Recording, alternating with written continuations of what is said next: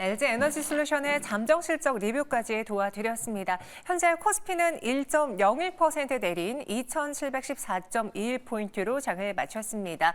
외국인 투자자들과 기관 투자자들의 매도가 시장을 끌어내렸고요. 코스닥은 1.2% 하락한 872.28포인트로 종가 형성했습니다. 외국인 투자자들의 전일장의 경우에는 반도체 그리고 저PBR주를 향한 매수가 들어왔는데 다시 또 돌아섰어요. 일단 코스피 현물 시장에서는 1,100억 원 넘는 매도, 여기에 선물에서도 매도 포지션으로 오늘장 맞이했고요. 기관은 이보다 더 많은 매도 물량 털어냈습니다. 4,700억 원가량의 매도세 보였고요. 시총 상위 종목 분위기도 보시면 전일과 다르게 대다수의 종목이 파란불이 들어왔습니다. 삼성전자 그래도 장중 저점보다는 올라오긴 했지만 1% 가까운 하락에 84,500원 종가를 형성했고요. LG 에너지 솔루션 1분기 잠정 실적, 1분기 영업이익이 전년 동기 대비 70% 이상 감소했습니다. 아직 당장은 바닥을 확인할 시기는 아닌가 봅니다. 37만 6천 원에 종가 형성했고요. 삼성바이오로직스도 내렸습니다. 이렇게 오늘 시장에서는요, 개별적인 이슈만 눈에 띄었던 게 굵직한 바이오라던가 2차 전지라던가 반도체 쪽에서의 끌어당기는 모습이 부재했기 때문이죠. 반도체 시장 안에서도 어버브 반도체와 제주 반도체가 나란히 6%대 약세를 보여줬고요. 가온칩스도 오늘장은 5% 내린 10만 1,300원에 장을 마쳤습니다. 삼성전자 실적은 좋다는데 왜 우리 증시에서 반도체주들이 오늘장 하락하는 걸까요? 일단 1분기 영업이익과 매출액을 뜯어보시면요. 모두 다 시장의 컨센서스를 상향했습니다. 영업이익은 6조 6천억 원을 기록하면서 전년 동기 대비 무려 930% 증가. 시장의 컨센서스도 25%나 상회하는 어닝 서프라이즈를 발표했습니다. 2022년 1분기 14조 원까지 기록했던 영업이익은 2023년에 1조 원에 채 도달하지 못했는데요. 확실한 업황 턴어라운드를 보여줬죠. 이번 실적은 잠정 실적이기 때문에 부분별로 정확한 수치는 나오지 않았지만 지금 증권가에서는 DS, 이 디바이션 솔루션 부분에서는 어느 정도 흑자 전환했을 것이다라고 전망을 하고 있습니다. 실제로 디바이 솔루션 부분에서는 한 7천억 원에서 1조 원 가까운 영업이익이 예상되고 있는데요. 이렇게 된다면은 5개 분기만의 흑자 전환 소식이죠. 그런데 이러한 좋은 스코어를 내놓고도 왜 시장이 하락했을까? 앞서 말씀드린 것처럼 오늘 위험자산 선호 심리 속에서 이 아시아 주식시장에 대한 선호 심리가 후퇴하면서 아시아 주식시장에서 발을 빼는 모습이 보여줬고요. 금리, 유가, 환율, 삼중고가 시장 투심을 위협했습니다. 더불어 다음 주의 경우에는 일단 미국 고용보고서와 CPI 그리고 대한민국 총선 등의 이벤트를 앞두고 있기 때문에 시장은 무언가를 확인하고 가자라는 관망 심리가 강했던 것으로도 보여지죠. 다행인 건 그래도 삼성전자가 장중에 낙폭을 좀 만회했다라는 건데 이재규 본부장님이 봤을 때 통상 그랬잖아요. 삼성전자 실적 잘 나와도 주가 화답한 날은 거의 없었습니다. 오늘도 그냥 이례적으로 그냥 항상 보여줬던 그런 모습이라고 생각하시는지요? 오늘은 삼성전자가 굉장히 잘해줬다라고 저는 생각을 합니다. 지금 네. 새벽에 마감된 미증시에서 이 필라델피아 반도체 지수가 굉장히 많이 밀렸어요. 그래서 삼성전자가 실적을 못 내놨다라고 한다면 전 더 크게 빠지지 않았을까라고 생각이 되는데 방금 전에 이제 앵커님께서 정확하게 전부 다 말씀을 해주셔가지고 제가 어떤 말씀 드려야 될지 잠깐 고민을 했는데 이 삼성전자 같은 경우는 지금 1분기 때 나온 영업이익이 2023년도 1년 동안 나온 영업이익보다도 큽니다. 그러니까 굉장히 잘 나왔죠. 근데 이게 시작이라는 거라고 저는 생각을 하고 있습니다. 그게 왜 그러냐면 작년까지 안 좋았었던 사업부가 올해 겨우겨우 돌아서고 있는 상황입니다. 근데 여기서 업황 개선이 지금 진행이 되고 있죠. 우리가 삼성전자 이야기하면 시장에서는 또 HBM 쪽에 대해서 이야기를 많이 하고 있는데 HBM 쪽에 대한 메리트가 좀 떨어진다 이런 이야기들이 많이 있는데 실제로 작년 4분기 기준으로 해서 D램 쪽에 대한 점유율은 거의 몇 년 만에 최대치까지 올라와 있는 상황입니다. 그렇기 때문에 매출이 잘 나올 수밖에 없었던 부분이고요. D램 쪽에 대한 모멘텀이 계속해서 이어질 가능성이 높고요. 낸드 플래시 쪽 같은 경우도 지금 2분기째 실질적인 판매 단가가 올라오고 있다는 내용들이 나오고 있습니다. 게다가 갤럭시 S24에서 매출이 좀 늘어난다라고 한다면 지금 삼성전자가 강하게 드라이브를 걸고 있는 메모리 쪽에서도 매출이 올라올 가능성이 높고요. 그리고 모바일 쪽에서도 매출이 올라올 가능성이 굉장히 높다라는 겁니다. 그리고 지금 TSMC 쪽에서 어느 정도 리스크가 계속해서 보도가 되고 있는 부분인데 만약에 파운드리 쪽에서 문제가 생긴다라고 한다면 그에 따른 반사 수혜도 받을 가능성이 높기 때문에 전 삼성전자 같은 경우는 오늘 실적이 안 나왔거나 오늘 실적이 잘 나왔다라고 하더라도 현재처럼 밀린다라고 한다면 저는 오히려 매수의 관점이라고 보고 있습니다. 2분기와 3분기 계속해서 좋아질 가능성이 높다라고 보니까 이 부분을 참고하시면 좋을 것 같고요. 추가적으로 한 가지만 더 말씀드리자면 지금 올해 2024년도 들어서 기관 투자자는 삼성전자를 매도하고 있습니다. 만약에 여기서 삼성전자가 더 올라간다라고 한다면 지수를 추종하고 있는 우리나라 기관들 같은 경우는 삼성전자를 매수할 가능성이 굉장히 높다라는 거죠. 그래서 삼성전자는 저는 긍정적인 의견을 드리고 싶고요. 오늘은 이제 글로벌 매크로 환경으로 인해서 생각보다는 못 올랐지만 그래도 그동안 보여줬었던 모습과는 조금은 다르다라는 말씀 드려보도록 하겠습니다.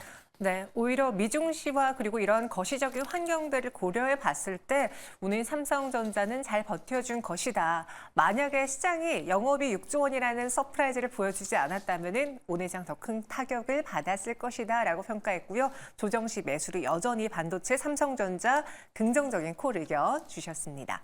오늘 시장에서 테마로는 유리기판 관련주가 살아남았어요.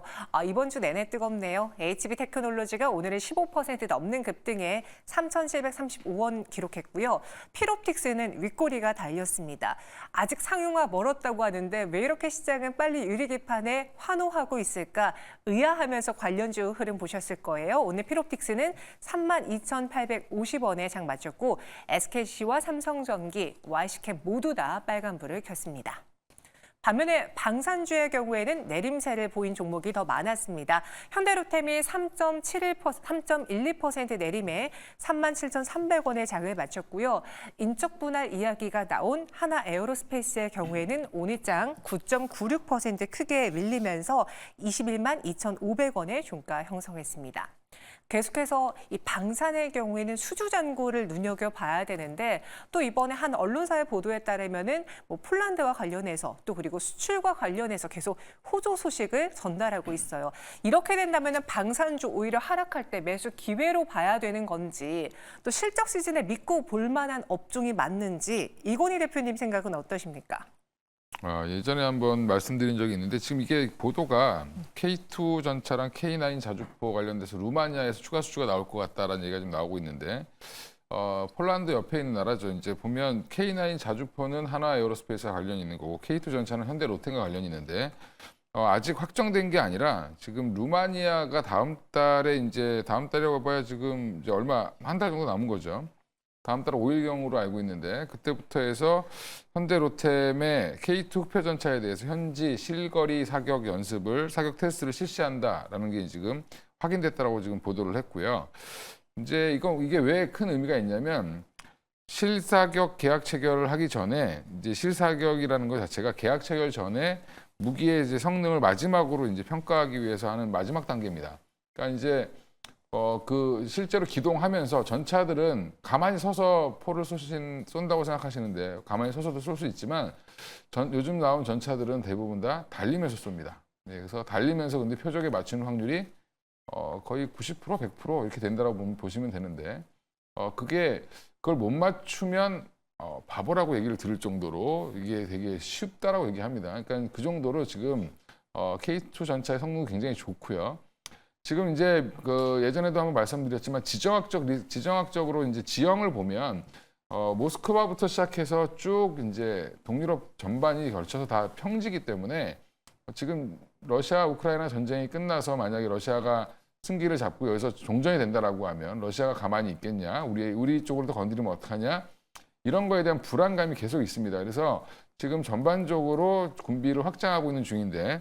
폴란드도 확장을 하고 있고 지금 거기 옆에 있는 루마니아, 체코슬로바키아 지속적으로 지금 확장할 가능성이 높다라고 생각하시면 될 것 같고요. 그럼 항상 이게 중요한 게 방산 한번 수출하고 나면 그 무기의 이제 탄이라든지 호환이 돼야 되기 때문에 근처에 이제 국가들은 대부분 같은 장비를 쓸 가능성이 높다라고 보시면 될 것 같습니다. 그래서 그게 이제 우리나라 K2 전차, K9 자주포가 더 잘 팔릴 거라고 생각하시면 되고 또 하나가 이제 결국에는 러시아 우크라이나 전쟁이 금방 끝난다고 얘기했는데 아직까지도 지금 하고 있죠. 예, 그러면 이게 계속 불안한 겁니다. 그러니까 우리나라가 지금 아직도 휴전 상태인 것처럼 여기 지금 계속 휴전도 안 하고 전쟁을 계속하고 있는 겁니다. 그럼 휴전을 한다 하더라도 사실은 계속 리스크는 남아있기 때문에 관련해서 지금 나토도 강화되고 있고 이런 이유가 다 이런 거에 있다. 그러면 다 군비를 늘리겠죠. 이번에 싸워보니까 포탄이 없어서 난리가 났고요. 뭐 그다음에 전차도 없고 그다음에 포도 없고 이게 굉장히 오랜만에 이 전쟁이 오니까 유럽에서 난리가 났습니다. 예, 이런 부분들이 아마 우리가 기회가 되지 않겠나 생각하고 있습니다. 네, 그럼 방산주 돌파 가능하다라는 이야기신 거죠? 예, 뭐 오늘 뭐 많이 빠졌죠. 현대로템도 근데 오늘 3% 빠지고 LIG 넥스원 뭐 4.5%, 하나 에어로스페이스는 뭐 다른 이슈도 있었지만 9% 빠졌는데 내일 정도에 더 빠진다면 한 번 더 사보시면 좋을 것 같습니다. 예. 네, 다음 주 추가적인 하락이 나온다면은 매수 기회로 접근해봐도 될 만한 방산주다. 뭐 최근 지정적 리스크도 있지만 또 정부 차원에서의 수출을 계속 지원해주고 있기 때문에 믿고 가져가봐도 좋을 것 같습니다. 그럼 오늘 시장 이렇게 마무리해봤고요. 과연 다음 주 우리는 어떤 종목으로 시장에 맞서 봐야 될까요? 돌파 가능한 한 종목씩 들어보겠습니다. 먼저 이재규 본부장님의 돌파 종목 무엇이죠? 네, 저는 두산 테스나라는 기업을 준비해봤습니다. 반도체 쪽이죠. 반도체 테스트와 관련되어 있는 기업이다라고 보시면 될 것 같은데 뭐 웨이퍼에 관련되어 있는 테스트 그리고 패키징 쪽에 대한 테스트 그런 기술력을 가지고 있는 기업이다라고 보시면 좋을 것 같습니다. 지금 화면에도 나오는데 지금 이제 하반기로 진행이 될수록 시간이 지나면 지날수록 2024년도에 관련되어 있는 모멘텀이 시장에서 붙어서 움직일 가능성이 높습니다. 원래는 시스템 메모리 반도체 쪽에 대한 모멘텀이 있는 기업인데 메모리 쪽으로도 지금 사업을 확장을 하고 있어요. 뭐 SOC라든지 CIS라고 해서 관련되어 있는 제품들이 계속해서 시장에서 늘어난다라고 한다면 테스트를 거쳐야 된다는 거죠. 그렇기 때문에 반도체 시장이 성장한다라고 한다면 굉장히 필연적으로 성장할 수밖에 없는 그런 기업이다라고 보시면 좋을 것 같습니다. 그래서 오늘 종가가 51,500원인데 51,500원 다음 주 시초가는 다를 수가 있겠죠. 다음 주 시초가에서 접근을 해보시면 좋을 것 같고요. 목표가는 56,000원 그리고 손절가는 45,000원으로 의견 드리겠습니다. 네, 반도체 테스트 관련주 두산 테스나를 선정을 했습니다. 목표 주가 56,000원, 손절가 45,000원으로 돌파를 기대해 보겠고요. 이건희 대표의 시초가 공략주는 어떤 종목이죠? 예, 롯데관광개발 갖고 나왔고요. 롯데관광개발 오랜만에 갖고 나왔는데 최근에 이제 화장품주도 올라오고 있고 중국 관련돼서 지금 뭐 2월에 관광객 온 거를 집계해봤더니 우리나라 2월달 날씨도 안 좋은데 이렇게 많이 오셨더라고요. 100만 명 이상 왔는데 최근에 이제 명동 쪽으로 자주 왔다 갔다 하면서 보는 느낌이 이제 한국 사람보다 외국인이 많아지기 시작했다라고 생각을 하고 있는데 그중에 이제 역시 절대 다수 한 30% 이상이 중국인인데 올해 중국인이 2월 달에 온 숫자를 보니까 처음으로 코로나 이후에 처음으로 30만 명을 돌파했다라고 지금 얘기가 나오고 있고요. 중국이 경기가 안 좋아도 있는 사람들은 다 옵니다. 그래서 지금 그분들이 돈을 쓰기 시작했는데 최근에 파라다이스라든지 GKL 같은 종목들이 올라오는 이유라고 보시면 될 것 같고요. 롯데관광개발 여전히 지금 바닥에서 이제 꿈틀거리려고 다시 한번 재상승을 지금 하려고 하고 있는데 좋은 소식들이 많았습니다. 지금 재무제표 관련돼서 이제 부채 비율 축소 이번에 자산 재평가를 하면서 부채 비율이 축소되면서 자금 조달이 훨씬 더 용이해졌고요.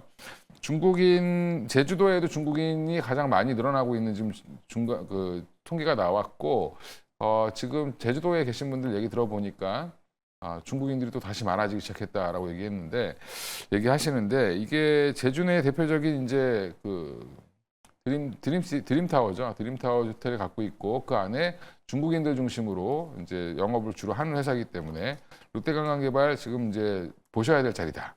네, 어디까지 봐야 되냐? 전고점 이상은 돌파하지 않겠나 생각하고 있고요. 너무 지금 반도체에 매몰되어 있기 때문에 이게 사실은 투자하기 굉장히 편한 종목입니다. 제주도 아는 분 있으시면 전화해 보시면 되고요. 갔다 오신 분한테 물어보시면 됩니다. 그러면 금방 소문나면 주가는 먼저 움직이겠죠. 그리고 올해 흑자 전환 기조가 있고요. 작년에 한 600억 가까이 손실을 봤는데 올해는 600억 가까이 이익을 볼 거다라고 지금 회사에서 자신 있게 얘기하고 있는 상황이기 때문에 네. 1분기에 흑자 전환 이슈만 나와도 사실은 주가는 확 돌아갈 수 있다. 1차 목표가 13,000원 제시해 드리겠고요. 만약에 제 말이 틀리면 한 9,000원 이하로 빠지겠죠. 네, 그럼 그때는 얼른 손절하시기 바랍니다. 네, 알겠습니다. 롯데관광개발이었습니다. 탐방을 목적으로 한번 제주도를 갈 만한 이유가 또 이렇게 하나 더해지네요. 목표 주가 13,000원 제시했고요. 반도체 하나 그리고 계속 여행 버텨주고 있습니다. 롯데관광개발 하나 이렇게 눈여겨보세요. 두 분은 여기서 인사드리도록 하죠. 고맙습니다.